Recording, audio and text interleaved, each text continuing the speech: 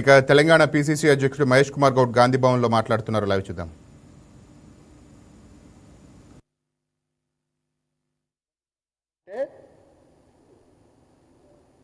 కేంద్ర ప్రభుత్వానికి రాశాము, లిఖితపూర్వకంగా కోరినాము. మీరు చేయకుండా మీరు లోపాయకార ఒప్పందంలో ఉండి మమ్మల్ని బద్నాం చేసే ప్రక్రియ మానుకోవాలి. నేను మళ్ళీ అడుగుతా ఉన్నాను, ప్రధానమంత్రి గారు రాష్ట్రానికి వచ్చే లోపు సిబిఐ దర్యాప్తు ప్రారంభిస్తారా లేదా? బండి సంజయ్ గారు జవాబు చెప్పాల్సిన అవసరం ఉన్నది.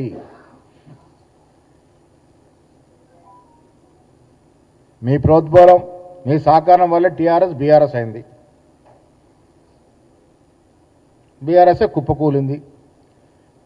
పార్లమెంట్లో 0 సీట్లు. మీకు లోపాయకార ఒప్పందంలో మీకు సపోర్టు. మీరెక్కడ మేమిక్కడ సంతోషంగా ఉందని మీరు అనుకుంటా ఉన్నారు, కానీ ప్రజలు దీన్ని గ్రహిస్తూ ఉన్నారు. మీ ఒప్పందాలన్నీ కూడా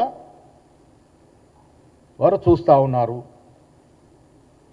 ధాన్యం గురించి మాట్లాడుతూ ఉన్నారు. మీకు మాకు ధాన్య కొనుగోలులో పోలికే లేదు. అప్పటికి ఇప్పటికి దిగుబడి చాలా విషయాల్లో పెరిగింది. ఇవాళ దాదాపు 8,575 కొనుగోలు కేంద్రాలు ప్రారంభమైనాయి. ఇప్పటి వరకే 1.84 లక్షల రైతుల నుండి దాదాపు 14.40 లక్షల మెట్రిక్ టన్నుల ధాన్యం సేకరణ జరిగింది. ఇప్పటి వరకు 2,002 కోట్ల రూపాయలు ఖజానాలో జమ చేయడం జరిగింది. వీళ్ళు కళ్ళాలు తిరుగుతూ ఉన్నారు. వరేస్తే ఊరి అని ఆనాడు బీఆర్ఎస్ నాయకులు అన్నారు. మీరు వరి వేస్తే మేము కొనే పరిస్థితే లేదని బీజేపీ నాయకులు అన్నారు. వీళ్ళు కట్టగొడం కళ్ళాల పడి తిరుగుతూ ఉన్నారు. ఈ డ్రామాలు ప్రజలు అన్ని చూస్తూ ఉన్నారు. ప్రజలు అప్పుడే మర్చిపోలే. మీరు ఆ రోజు ఏం మాట్లాడినారు? కేసీఆర్ రైతుల గురించి వరేస్తే ఏం మాట్లాడినాడు? ఆనాడు బీజేపీ ఏం మాట్లాడినది? రైతుల విషయంలో ఏం మాట్లాడినారు? ప్రజలన్నీ మర్చిపోలే. ఇలా మీరు చెట్టపాటలు వేసుకుని కళ్ళాలు తిరుగుతూ ఉన్నారు. దేశంలోనే చరిత్రాత్మకంగా 500 రూపాయలు సన్న బియ్యానికి బోనస్ ఇచ్చినటువంటి ఘనత కాంగ్రెస్ పార్టీది. సన్న బియ్యం కొనడమే కాదు, ఆ సన్న బియ్యాన్ని పేదలకి కడుపు నిండా భోజనం పెట్టే విధంగా సరఫరా చేస్తున్నటువంటి ఘనత కాంగ్రెస్ది. అటు రైతులకి ఇటు పేద ప్రజలకి ఏకకాలంలో లాభం చేస్తున్నటువంటి ప్రభుత్వం ఈ దేశంలో ఏదైనా ఉంది అంటే కాంగ్రెస్ ప్రభుత్వం ఉంది.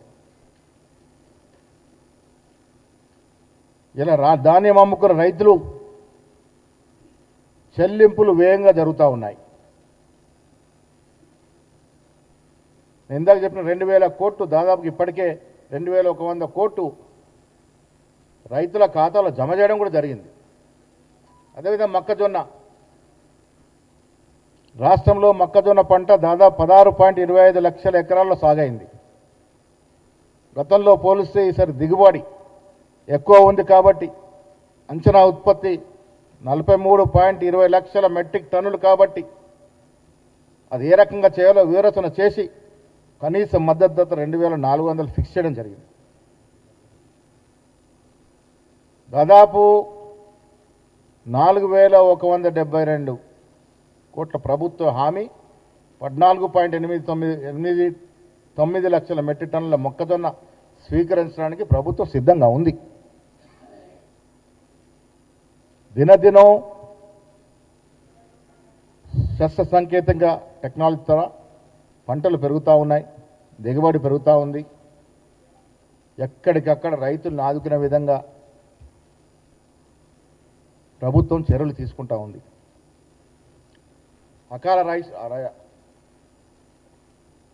అకాల వర్షాల వల్ల రైతులకు జరిగిన నష్టాన్ని కూడా త్వరగా అంచనా వేసి నివేదిక ఇవ్వాల్సిందే కూడా నిన్న కేబినెట్లో మంత్రులు సూచించడం జరిగింది. ఎక్కడ కూడా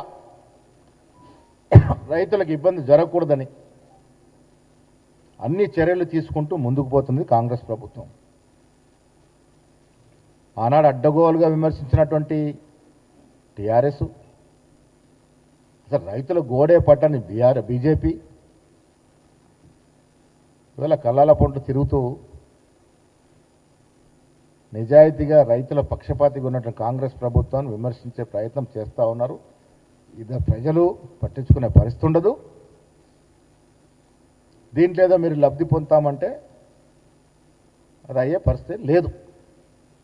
సో మీ ద్వారా నేను రాష్ట్ర ప్రజలకి ఇచ్చే మాట, కాంగ్రెస్ పార్టీ ఇటు రైతులకి అటు పేద ప్రజలకి వారి సంక్షేమానికి పెద్దపీట వేస్తూ కట్టుబడి ఉన్నది. 8 లక్షల కోట్ల అప్పు మా నెత్తిన పెట్టిపోయినా కూడా సుదీర్ఘమైన కసరత్తో ఏది జారవిడ్చకుండా ముందుకు తీసుకెళ్తున్న ప్రభుత్వం కాంగ్రెస్ ప్రభుత్వము. ఇలా ప్రాజెక్టుల పేరిట జరిగినటువంటి లూటీ అరికడుతూ దోషుల్ని శిక్షించాలని ఒక దృఢ సంకల్పంతో విచారణ జరిపి సిబిఐకి అప్పజెప్పిన పరిస్థితులు ప్రజలకు తెలుసు. 8 నెలలు గడిచినా ఒక్క అడుగు కూడా ముందుకు పడిన వైనం చూస్తే బీజేపీ బీఆర్ఎస్ పార్టీకి లోపాయికారి ఒప్పందం వాళ్ళ బట్ట బయలవుతా ఉంది. అందుకే మోడీ వస్తున్నటువంటి ఈవేళ బండి సంజయ్ గారు జవాబు చెప్పాల్సిన అవసరం ఉన్నది. 10 లోపు సిబిఐ దర్యాప్తు ప్రారంభిస్తారా లేదా? ఇది ప్రజలు కూడా అడుగుతున్న ప్రశ్న. దీనికి జవాబు చెప్పాల్సిన బాధ్యత బండి సంజయ్ గారి మీద ఉంది. బెంగాల్లో నేను నిన్న కూడా చెప్పాను, బెంగాల్ విషయంలో గతంలో ఎన్నికలకు ముందే చెప్పాను, బెంగాల్లో బీజేపీకి అనుకూల పరిస్థితి లేకుండే. ఒకవేళ బీజేపీ గెలిస్తే మాత్రం డెఫినెట్గా ఓటు చోరితో గెలుస్తారనే మాట చెప్పడం జరిగింది. మీకు తెలుసు, దాదాపు 91 లక్షల ఓట్లు అన్యాయంగా తీసేస్తే మమతా బెనర్జీ ప్రతిఘటిస్తే కేవలం 31 లక్ష ఓట్లు మాత్రమే మళ్ళీ జత చేశారు. తీసేసి జత చేశారంటే అర్థమైంది. తీసేసిన ఓట్లు మళ్ళీ జత చేశారంటే వాళ్ళు తప్పు చేసినట్ట కాదా? 63 లక్షల ఓటర్లకి అసలు అప్పీల్ చేసుకునే అవకాశమే రాలే. ఇవాళ గెలిచిన తేడా ఏంటి? బీజేపీ పార్టీ తృణమూల్ కాంగ్రెస్ మీద గెలిచినటువంటి తేడా 32 లక్షల ఓట్లతో. అంటే 91 లక్ష తీసేసి 63 లక్షలు మిగుల్చుకుంటే 63 లక్షల్లో 31 లక్ష తేడాతో ఓడిపోయింది.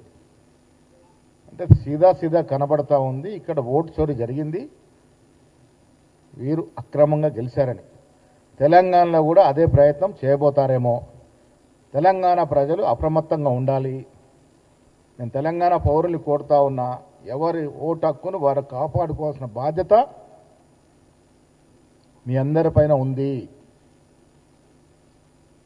ఏమాత్రం నెగ్లెక్ట్ చేసినా మన ఓటు పోయే ప్రమాదం ఉంది. ప్రజాస్వామ్యంలో ఓటుని కాలరాసే హక్కు ఎవరికి లేదు. కానీ వీళ్ళు కుంటి సాగలతో ఓటు తీసే ప్రయత్నం చేస్తూ ఉన్నారు. అలాంటి ఆటలు తెలంగాణలో సాగవు.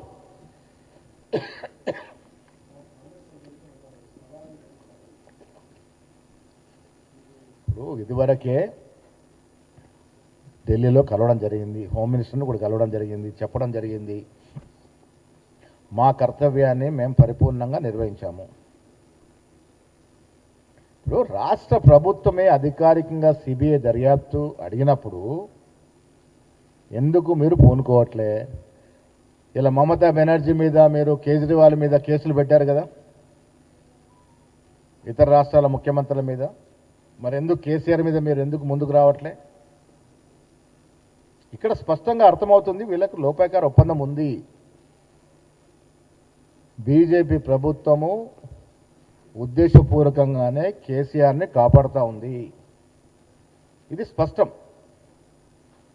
ఈ డొంక తిరుగుడు మాటలు బండి సంజయ్ గారు, కిషన్ రెడ్డి గారు ప్రజలను ఎదుర్కోవాలి కాబట్టి ఈ రకంగా వచ్చి మా మీద నెపాన్ని నెట్టే ప్రయత్నం చేస్తూ ఉన్నారు.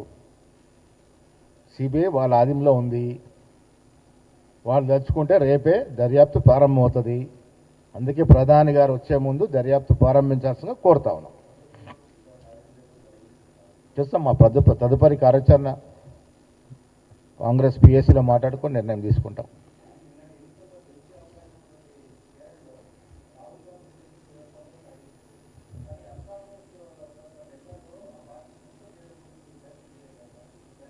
లేదు, ఇప్పుడు కొన్ని వాస్తవాలు మాట్లాడుకుంటే బెంగాల్లో మా పరిస్థితి ఒక వీక్గా ఉంది. బట్ లౌకికవాద శక్తులు బలపడాలని కోరుకున్నాము. మేము నిజమైన లౌకికవాద పార్టీ కాబట్టి లౌకికవాద శక్తులు బలపడాలి. ఈ మతవాదం దేశానికి మంచిది కాదు.